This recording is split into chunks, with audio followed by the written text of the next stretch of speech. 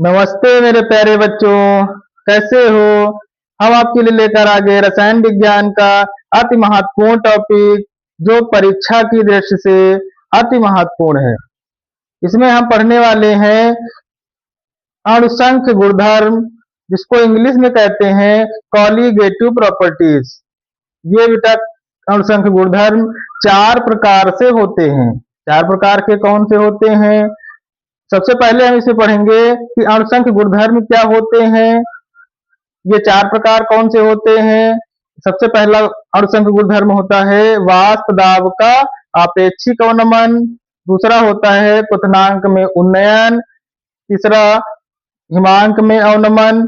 चौथा होता है परासरण दाब, जिसमें हम पहले इस क्लास में तीन अणुसंख्य गुणधर्म पढ़ने वाले हैं। शुरुआत के तीन अणुसंख्य गुणधर्म पढ़ेंगे। परासरण दाब को बेटा वो हम अगली क्लास में पढ़ा देंगे। ये अणुसंख्य गुणधर्म क्या होते हैं? सबसे पहले क्या होता है, जो विलयन में उपस्थित विलेय के जो कण होते हैं उनकी संख्या पर निर्भर करते हैं, ना कि उनकी प्रकृति कैसी है। उनकी प्रकृति पर निर्भर नहीं करते हैं। क्या होते हैं अणुसंख्य गुणधर्म? अणुसंख्य गुणधर्म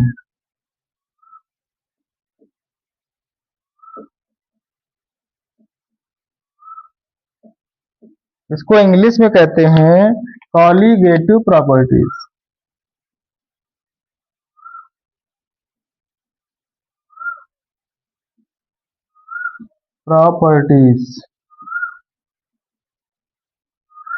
क्या लिखोगे? विलयन में उपस्थित। इसकी परिभाषा कैसे लिखोगे? विलयन में उपस्थित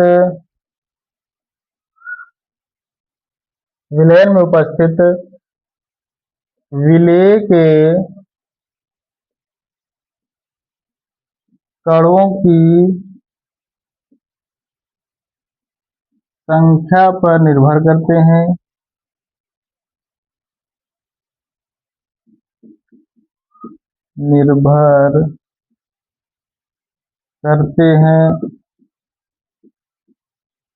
न कि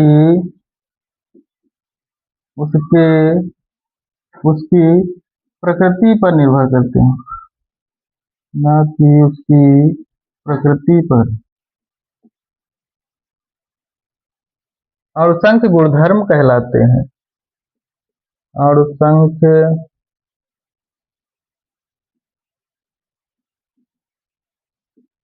गुणधर्म कहलाते हैं।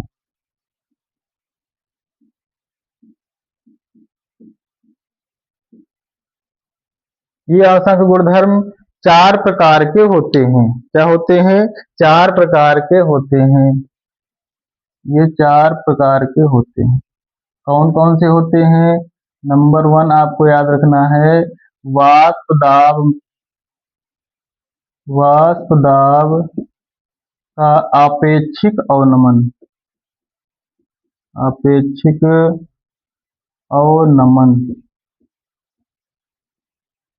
दूसरा प्रॉपर्टीज याद रखना है क्वथनांक में उन्नयन।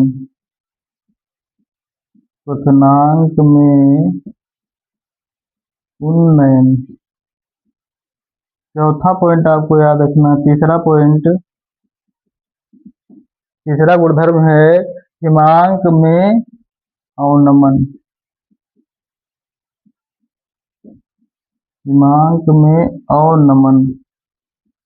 चौथा पॉइंट आपको याद रखना है परासरण दाब।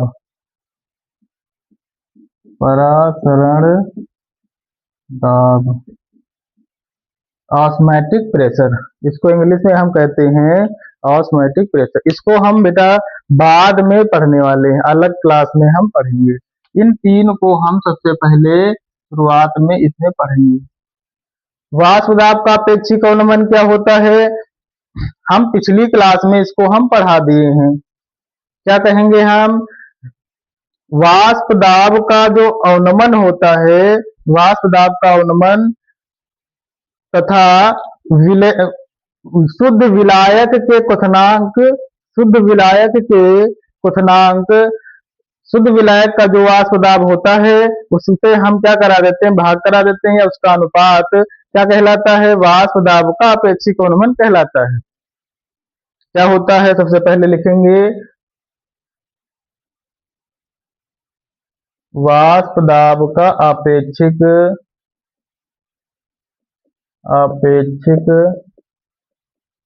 अवनमन।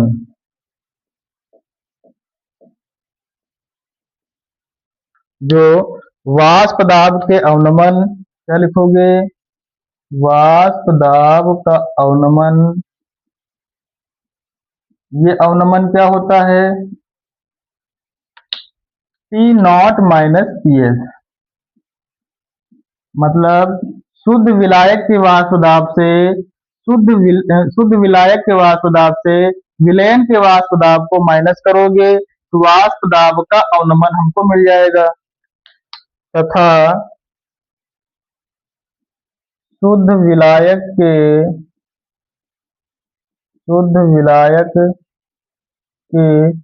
वाष्प दाब, शुद्ध विलायक का वाष्प दाब क्या हो जाएगा, P नॉट के वाष्प दाब के अनुपात को वाष्प दाब का अपेक्षिक अवनमन कहते हैं। वाष्प दाब का अपेक्षिक अवनमन कहते हैं। जैसे हम अगर लिखना चाहें वाष्प दाब के अवनमन को क्या लिखेंगे, P नॉट माइनस PS अपान में P नॉट। ये क्या है, वाष्प दाब का अपेक्षिक अवनमन। वाष्प दाब का अपेक्षिक अवनमन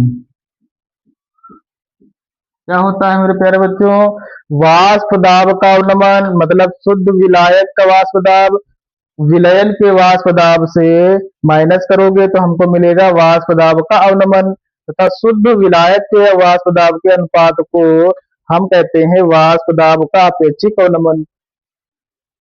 ये परिभाषा पूछ लेता है, 2 या 2.5 नंबर की परिभाषा पूछ लेगा, 2 नंबर की तो पूछेगा ही पूछेगा। दूसरी हेडिंग डालनी है आपको, क्वथनांक में उन्नयन। क्वथनांक में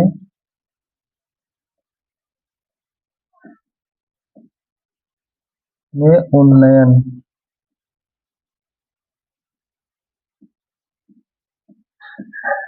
क्वथनांक में उन्नयन, उन्नयन का मतलब होता है ज्यादा, उन्नयन का मतलब क्या होता है, अधिक।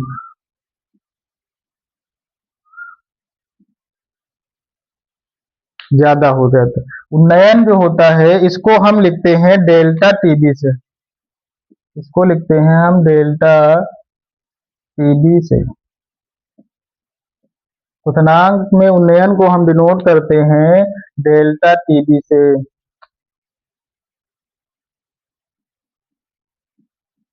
ये क्वथनांक में उन्नयन क्या होता है, अगर हम किसी आवाष्पशील विलेय पदार्थ में, अगर हम किसी आवाष्पशील विलेय पदार्थ को वाष्पशील विलायक में अगर हम घोलते हैं तो उसमें क्या होता है, वाष्प दाब में क्या आ जाती है, वाष्प दाब में अधिकता आ जाती है, या उसके वाष्प दाब में ज्यादा का अंतर हो जाता है, या हम कह दें क्या होता है, किसी, क्या लिखोगे परिभाषा, क्या लिखोगे, किसी किसी शुद्ध, क्या लिखोगे, किसी आवाष्पशील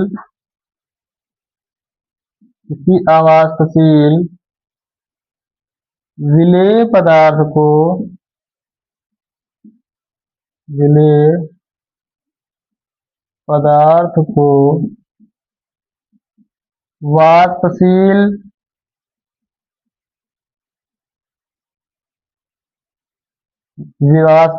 विलायक में मिलाने पर, विलायक में मिलाने पर, वाष्पशील विलायक में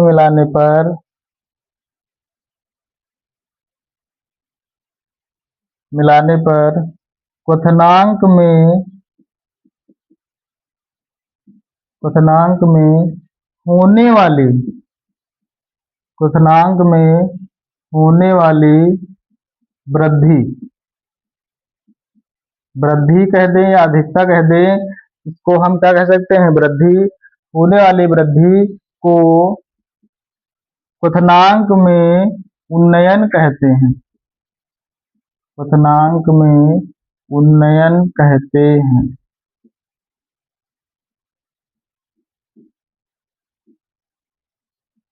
क्वथनांक में क्या कहते हैं?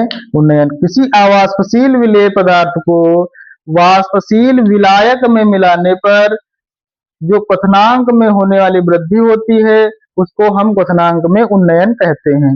इसको लिखते हैं डेल्टा टीबी से। क्या लिखते हैं इसको हम? डेल्टा टीबी से। अवाष्पशील विलेय पदार्थ आपको पता होगा, वाष्पशील विलेय पदार्थ आपको विलायक पता होंगे।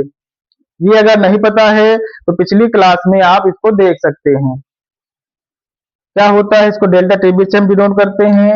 Delta TB is directly proportional to M.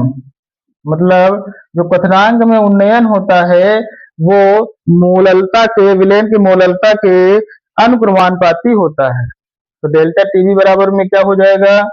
Delta TB बराबर में, ये अनुक्रमानुपाती हटाओगे तो ये कांस्टेंट लगता है जिसको हम बोलते हैं केबी, ये एम के गुणनफल के बराबर हो जाएगा।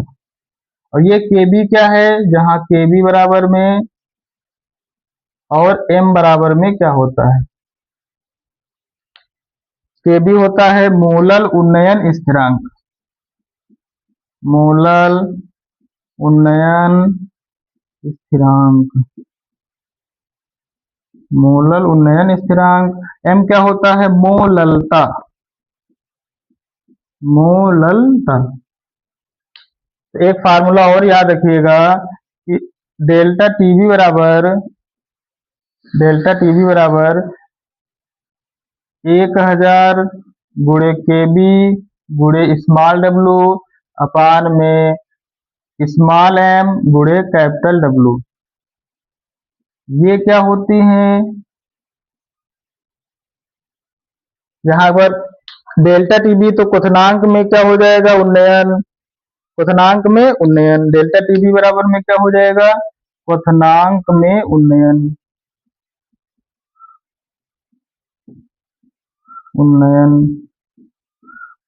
केबी क्या है? मोलल अवनमन स्थिरांक। मोलल उन्नयन स्थिरांक।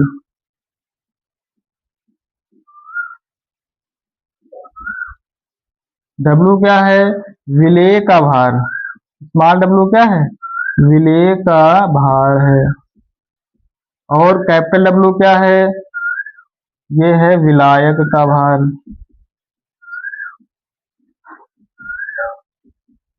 और स्मॉल एम क्या है? विलेय का अणुभार है। विलेय का अणुभार।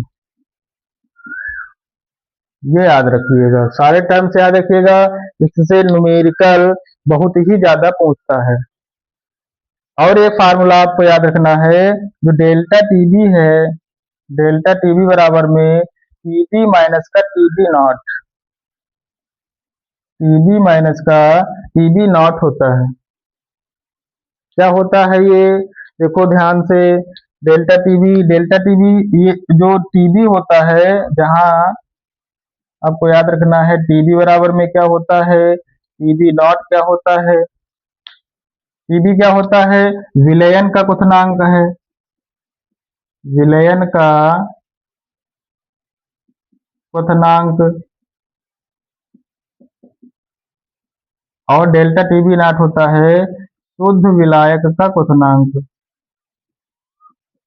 शुद्ध विलायक का क्वथनांक।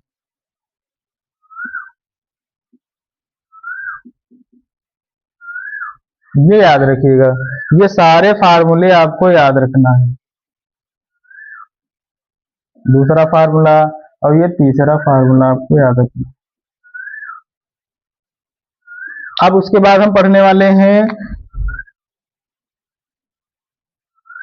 उसके बाद हम पढ़ने वाले हैं तीसरा गुणधर्म।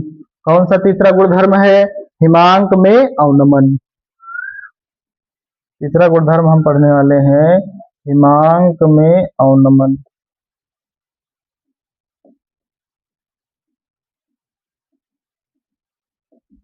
और नमन, ये क्या होता है? जो वाष्प दाब का जो हम अगर देखें, किसी अवाष्पशील विलेय पदार्थ को वाष्पशील विलायक में मिलाने पर उसके जो क्वथनांक में जो कमी आती है उसको हम बोलते हैं अवनमन। अवनमन का मतलब होता है मेरे प्यारे बच्चों कमी। क्या होती है? कमी। परिभाषा में क्या लिखोगे? किसी अवाष्पशील किसी अवाष्पशील अवाष्पशील विलेय पदार्थ को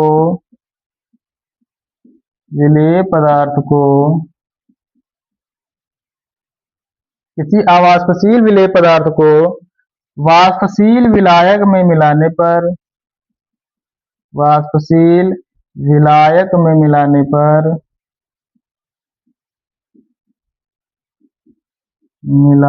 पर उसके उसके हिमांक में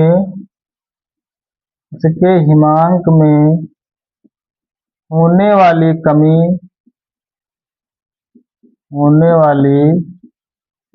कमी हिमांक में अवनमन कहलाता है।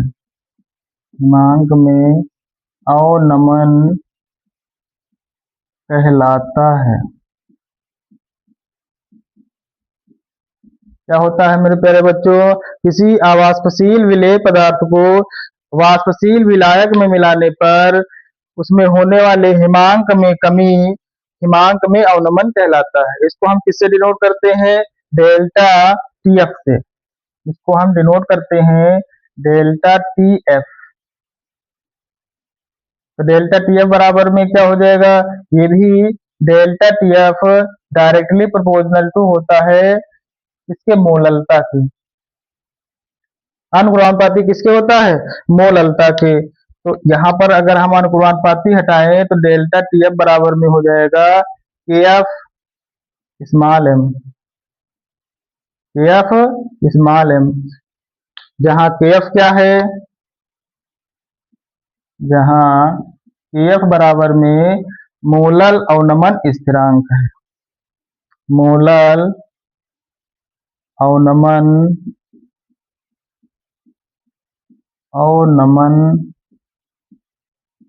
स्थिरांक है। मोलल अवनमन स्थिरांक है। जहां एम क्या है? एम तो आपको हम बता ही दिए कि ये मोललता है। एम क्या है? मोललता। एम फॉर यहाँ पर भी हमने क्या लिखा? मोललता। एम फॉर क्या हो जाएगा? एम फॉर हो जाएगा मोललता। जब ये मोललता है तो ये फार्मूला याद रखिएगा डेल्टा टी एफ। इसको टीएफ से डिनोट करते हैं तो फार्मूला क्या हो जाएगा? 1000 गुणे में केएफ गुणे में स्मॉल डब्लू अपान में स्मॉल एम इंटू में कैपिटल डब्लू। ये फार्मूला याद रखिएगा। बाकी हम टर्म्स आपको बता ही दिए हैं। ये मोलल अवनमन स्थिरांक है। मोलल अवनमन स्थिरांक केएफ क्या होता है? मोलल अवनमन स्थिरांक। स्मॉल डब्लू विलेय का भार है। स्मॉल एम क्या है? विलेय का अणुभार है। कैपिटल डब्लू क्या है? विलायक का भार है। तो एक फार्मूला और याद रखिएगा। कौन सा फार्मूला याद रखना है? डेल्टा टीएफ बराबर में टीएफ नॉट माइनस का टी।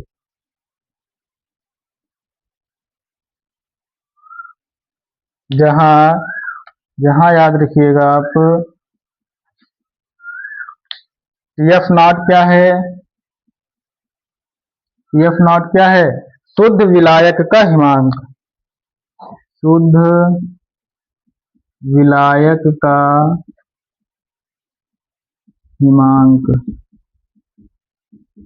शुद्ध विलायक का हिमांक। और TB क्या है? TF क्या है? विलयन का हिमांक। विलयन का हिमांक।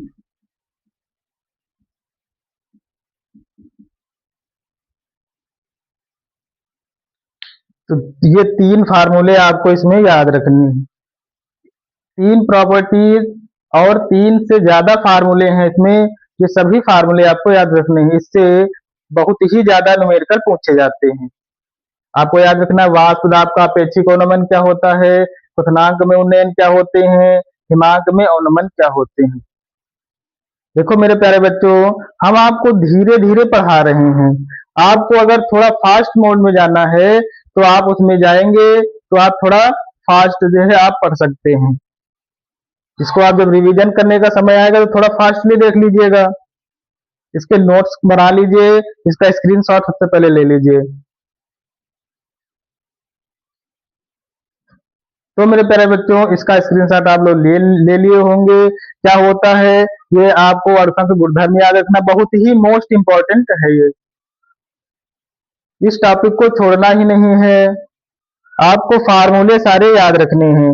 इसमें हमने आपको बताया था केएफ क्या होता है, डब्ल्यू क्या होते हैं, एम क्या होते हैं, स्मॉल डब्ल्यू। ये टर्म अगर आपको याद है तो न्यूमेरिकल लगने में बहुत ही आसानी हो जाएगी। तो ये आपको टॉपिक समझ में आ गया होगा। जो भी टॉपिक आपको समझ में नहीं आता है, कमेंट बॉक्स में आप इस टॉपिक को लिखिए और हम आपको वीडियो बना करके दे देंगे। उम्मीद है ये आपको टॉपिक समझ में आ गया होगा। पिछली क्लास को देखना ना भूलिए।